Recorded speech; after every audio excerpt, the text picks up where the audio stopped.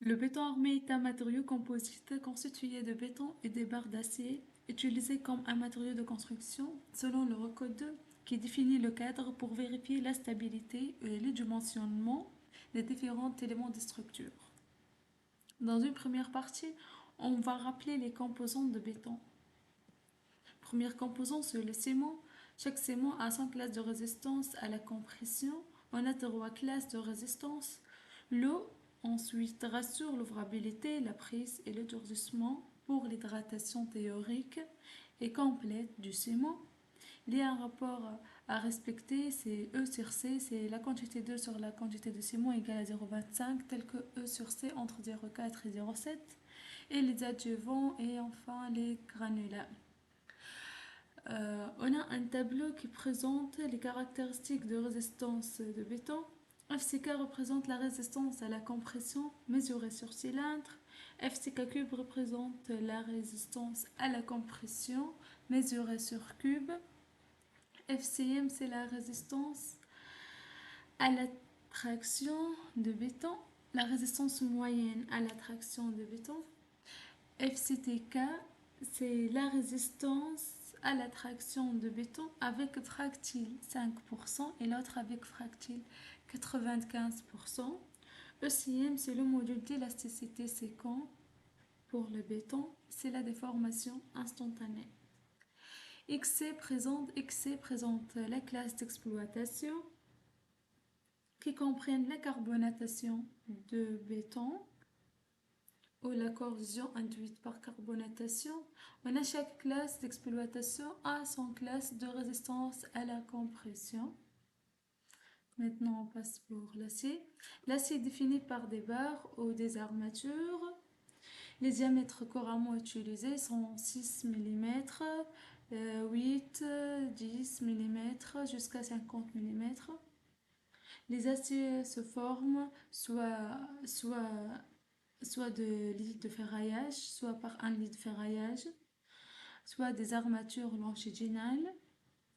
Et parfois, ils peuvent être soudés de façon à répondre à besoins géométriques et présentent sous forme des épingles, des cadres et des triers. La section de l'acier est égale à pi fois d carré sur 12. D, c'est le diamètre du bar d'acier.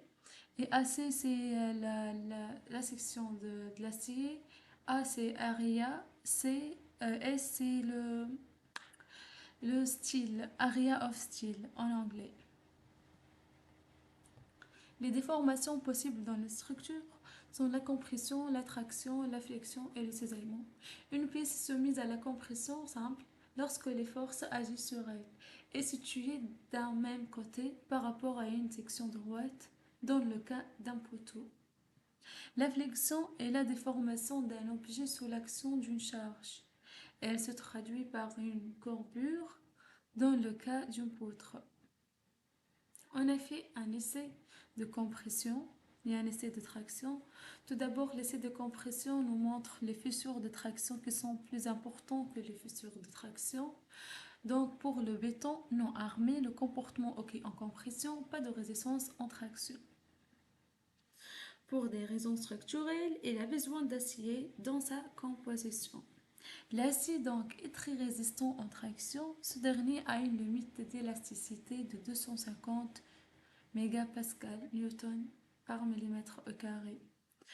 Donc pour l'acier, le comportement OK en traction, mais le comportement pas suffisant en compression. Conclusion, la structure en béton armé, elle nécessite des armatures en compression et des armatures de traction. Comment équilibrer la quantité de béton et la quantité d'acier? J'ai mis une remarque. Les fissures de compression sont parallèles à la direction de chargement centrale, comme vous voyez dans la figure. Au contraire, pour les fissures de traction. Ensuite, on a les bétons et les barres d'acier ont les propriétés mécaniques complémentaires de ces matériaux. Bonne résistance à la compression du béton et bonne résistance à la traction de l'acier. L'expression symbolique de la combinaison fondamentale d'action. Le dimensionnement des structures s'appuie sur une méthode de calcul aux états limites. En fait, pour les structures en béton armé, les structures soumises à des actions, on tiendra compte des sécurités, du coup, en majorant les actions et en améliorant les résistances de matériaux. Les méthodes de calcul sont présentées par l'état limite de service qui correspond à des états de la structure lui causant des dommages limités comme la fissuration, les déformations, vibrations. Et l'autre méthode, c'est l'état limite ultime concerne la sécurité des personnes et la sécurité de la structure et des biens pour ne pas avoir des pertes d'équilibre statique et des ruptures. Les combinaisons d'actions sont à l'ELE 1,35 G. G, c'est la charge permanente, plus 1,5 Q, la charge variable. Et à l'ELE, c'est G plus Q. Maintenant, on va voir les déformations possibles avec pivot. Tout d'abord, voici le diagramme glacé d'une poutre. Selon les trois hypothèses, le diagramme de déformation est linéaire, la résistance de traction de béton est négligée. Le diagramme de déformation passe à un des pivots suivants.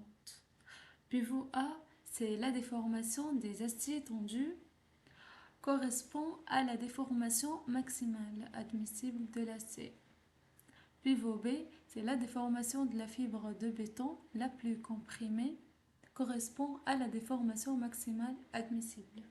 C'est-à-dire pour le pivot A, les aciers travaillent à leur max et la valeur de longement est très importante. Par rapport au pivot A, on peut pivoter autour du point B où le béton il travaille à son maximum. Du coup, AS1 présente la section d'acier dans la partie tendue et AS2 c'est la section d'acier dans la partie comprimée. Et selon un organigramme, on va faire le calcul de l'acier dans cette poutre-là. Et à la prochaine, on va attaquer directement le diagramme de l'acier et l'organigramme de calcul selon l'Eurocode 2, à l'EA2 et à l'ELS.